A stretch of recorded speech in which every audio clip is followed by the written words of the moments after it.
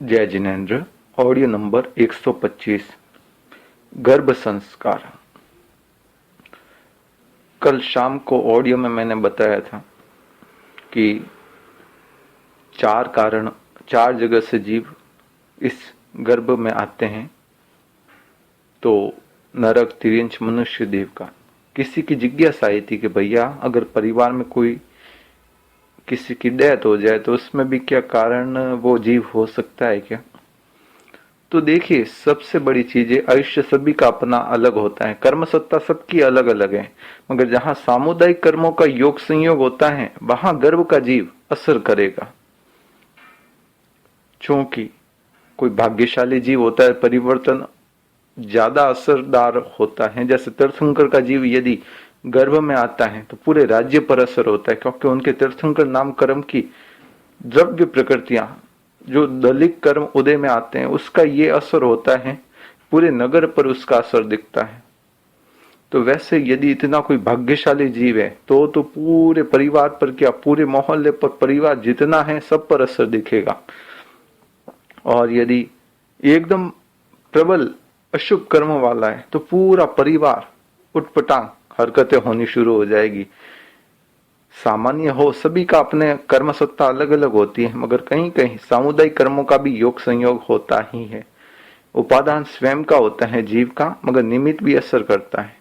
तो जो गर्भ का जीव आया वह निमित्त बन सकता है, मगर किसी का उपादान नहीं बन सकता। कर्म सत्ता सबकी अलग अलग है, इसलिए निश्चिंत रहें।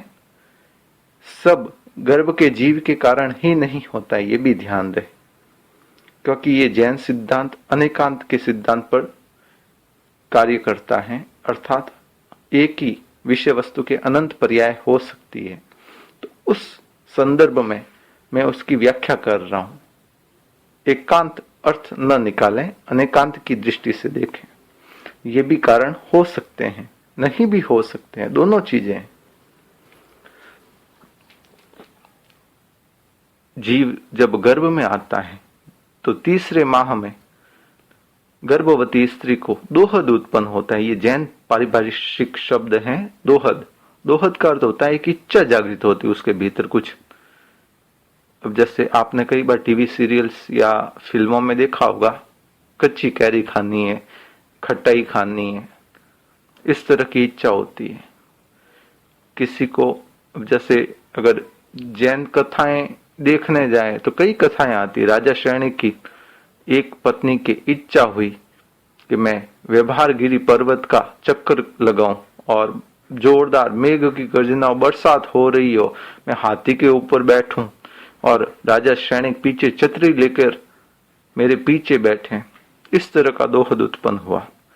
क्योंकि उस समय बरसात का युग नहीं था, क्योंकि सीजन होती है ना बरसात की, उस समय गर्मी का समय कह दो या सर्दी का समय, तो उस समय वह बरसात का युग नहीं था। तो इसीलिए फिर राजा सैनिक ने दोहद पूर्ण करवाने के लिए, इच्छा पूर्ति के लिए, क्योंकि जब तक उस गर्भवती स्त्री की इच्छा पूर्ण नहीं होती तो वो मानसिक संताप में चली जाती है, टेंशन में चली जाती है, उसका शरीर सूखने लगता है, पतला होने लगता है, उसका चेहरा खिलखिलाता नहीं रहता, वो टेंशन में मुरझा जाता है उसका चेहरा।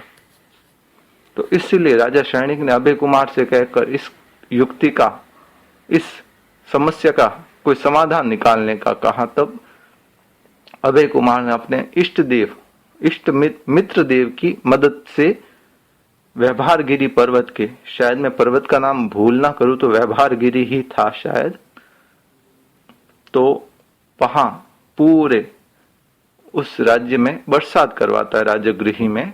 और फिर वो व्यवहारगिरी पर्वत के रानी हाथी पर आरूढ़ होकर और राजा सैनिक पीछे छतरी लेकर बैठते हैं, पूरे व्यवहारगिरी पर्वत की चक्कर लगाकर पुनः आते हैं और अपना दोहद पूर्ण करते हैं। कई और भी उदाहरण आते हैं। रानी चेलना को राजा सैनिक के हृदय का मांस खाने का दोहद उत्पन्न हुआ जब कौणिक गर्भ में आया। तो अलग अलग कई दोहद आते हैं। भगवान चंद्र प्रभु की माता को चंद्र को पीने का दोहद उत्पन्न हुआ। आज के समय में भी कई महिलाओं को दोहद होते ही होंगे, या तो इच्छाएं जागृत होती मगर समझ नहीं पाते ये क्या है या क्या नहीं है, क्योंकि हमें जानकारी नहीं होती कई चीजों की। तो इसीलिए ये चीज जाननी अपेक्षित होती है। जैसे कहते हैं ना कि किसी को खट्टी चीजें खाने का शौक होता है, इसका मतलब जो भी जीव आने वाला है वो बहुत चंचल होगा। किसी को महाराज के या गुरुदेव के दर्शन की इच्छा होती है या कहीं तीर्थ यात्रा की इच्छा होती है, तो इसका मतलब धार्मिक जीव आने वाला है। वो महिला बार बार कहेगी कि मुझे तो बस प्रवचन सुनना है या ये सामायिक स्वाध्याय जप तप करना है आदि। जिसका स्वभाव तेज होता है कई बार वो शांत हो जाती है।